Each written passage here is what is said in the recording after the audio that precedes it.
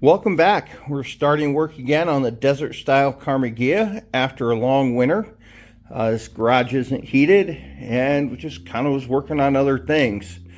As you can see, we've tinkered a little bit since the last video I posted at the end of autumn, beginning of winter.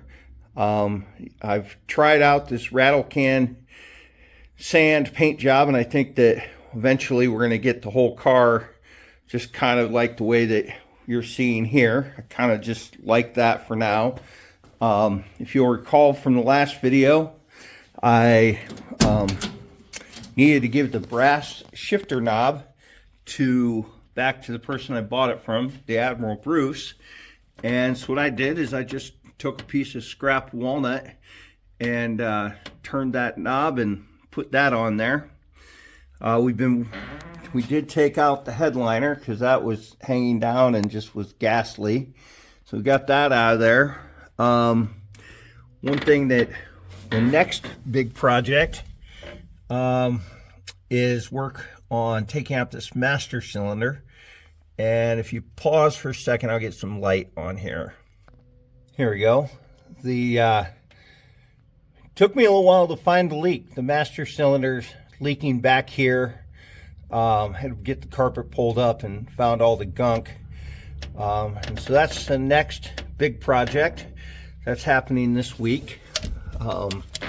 The other thing we've been working on is the gas tank. When I pulled it out to work on the master cylinder, I had cleaned off a little spot and it was leaking gas, and so I put a little JB weld, gas weld on there, and that seems to be holding. I've replaced this fuel line, and I don't know where the other piece is. It might still be in here.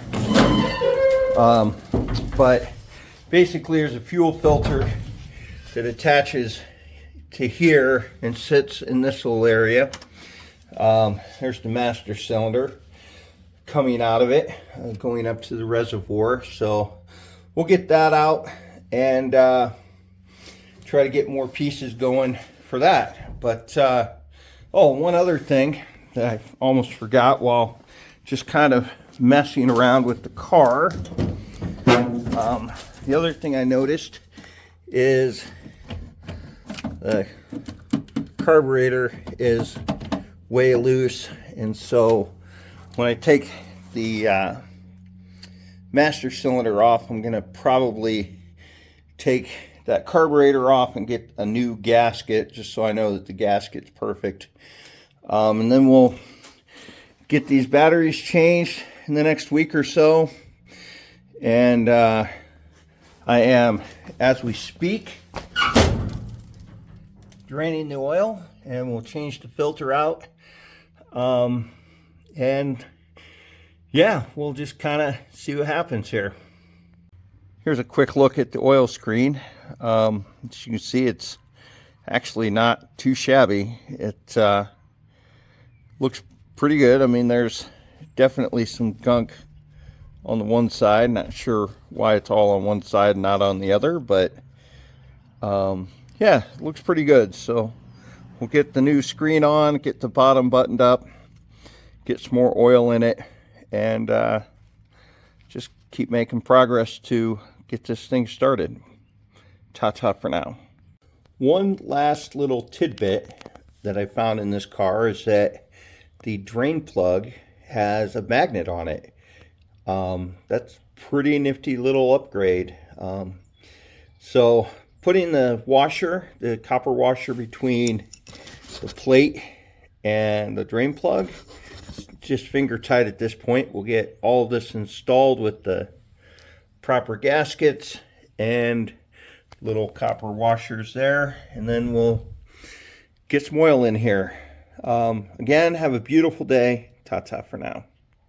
Yesterday, I was attempting to put a new screen into the bottom of the engine, and when I went to do so, this new screen would not fit into the bottom of the engine. And so what I did is I took a look and I saw that this opening and that opening were two different sizes. And I thought, oh, I just have the wrong screen. When I take and go get a master cylinder tomorrow, I'll just get a different screen. But then I got thinking about it, and I thought about how they look different. And so this morning I got looking at them, and I realized that possibly this piece that's on the inside of this screen that's not on here might still be in the car. And so I unbuttoned the oil sump plate, crawled in here, and sure enough, that piece was stuck up there on the oil pickup. And so now, if we take a look here, if you take a look, if I can do this left-handed, this screen fits up in there. Of course, I want to clean everything back off real well. That wasn't real smart. I still need to pull this oil filter out. I do have an extra one of these that came with the car. The other thing you might notice from a previous video is that the skid plate's not on here. That is pulled off right here. We'll get that cleaned up, and after we have the car running, we'll get that reinstalled. I'm very curious of how it affects the heat of the car, but it definitely will protect the bottom of the engine. So ta-ta for now. One last note for this video. This drain plug with this magnet on the end that I thought might make such a great upgrade. Well, it turns out that what happened is it is too tall to fit underneath the screen. And this is the bottom of the screen I took out. And if you look, that rivet fits underneath into this hole.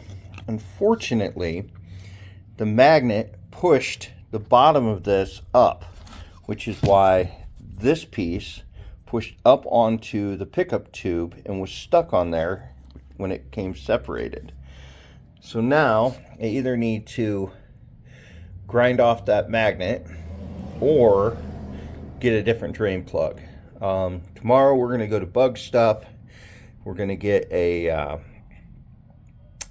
master cylinder, and we will attempt to see what they say about this drain plug, what the right way of doing it is. So I think that'd be it for this video. I'm still going to probably pop the carburetor off so I can get that gasket, but yeah, that's what we got going on.